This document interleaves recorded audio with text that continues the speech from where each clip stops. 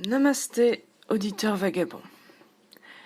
As-tu jamais pensé qu'on ne pouvait avancer sur un projet personnel ou simplement dans la vie sans quelque chose d'opposé à soi, en face de soi?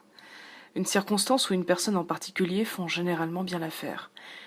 Car oui, triste réalité pour certaines personnes, mais oh combien réaliste pour pas mal d'autres, on ne peut toujours avancer dans la vie sans réel antagoniste, dont la fonction, morale, spirituelle, affective, etc., est en réalité de nous pousser à donner le meilleur de nous-mêmes pour atteindre un objectif donné, comme pour ne pas se laisser bouffer par ce qui nous menace dans l'objectif même.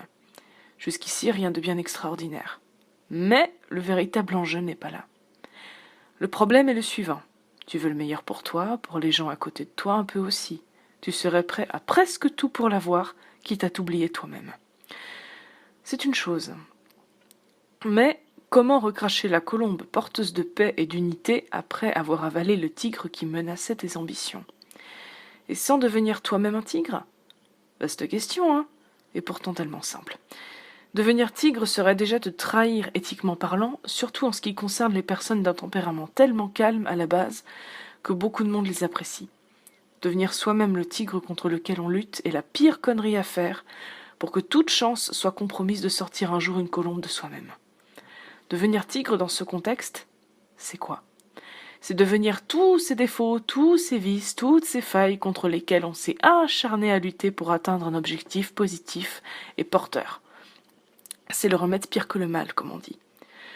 Ce qui est censé te porter crée finalement en toi bien plus de failles qu'il n'en colmate en réalité. Recracher la colombe, en revanche, cela ne se résume pas à partager ton bonheur et ta joie de manière à outrance, de manière à ce que tout l'honneur te revienne et qu'on se focalise absolument sur ta petite personne. Que ce soit le regard des amis, de la famille, du copain, de la copine, etc., le regard d'autrui est changeant par essence. C'est aussi donc, par conséquent, une forme d'impermanence. Recracher la colombe, c'est comme on dit recracher ce que tu as appris quand tu dois résumer tout ce que tu as appris. Si, comme lors d'une interro à l'école. Cela signifie continuer à manifester le meilleur de toi, quelles que soient les circonstances, manifester ton positif comme si rien ne pouvait l'atteindre. Pas même le feulement menaçant du tigre. En même temps, il n'appartient qu'à l'être humain lui-même de se trouver des oppositions pour se donner la motivation d'avancer, d'accomplir quelque chose. C'est une façon aussi de se prouver que non, ce que nous finissons par obtenir n'est pas gratuit. Jamais. Qu'il s'agisse d'un emploi, d'un objet particulier, d'une relation, etc., on doit forcément payer de ses efforts pour obtenir ce qu'on espère ou désire le plus au monde. Travail forcément de longue haleine, sachant qu'on ne réussit pas tout du premier coup. Je ne vous apprends rien. Sagesse universelle. Et pourtant, la métaphore que j'emploie du tigre ne représente pas un mal absolu. On l'aura sans doute compris. Elle représente comme convenu une limite, une opposition qui ne tient qu'à nous, qui ne tient qu'à moi ou à toi de dépasser pour deux seules raisons.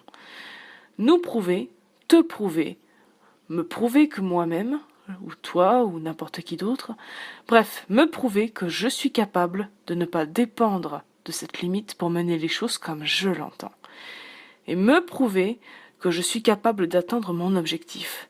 Question de capacité et malgré la limite matérielle ou individuelle, c'est une histoire entre moi et la vie, entre moi et l'instant. Rien d'autre ni personne d'autre. Personne ne peut t'entraver dans ta volonté de sublimer la colère qu'on t'adresse afin d'en faire ta force.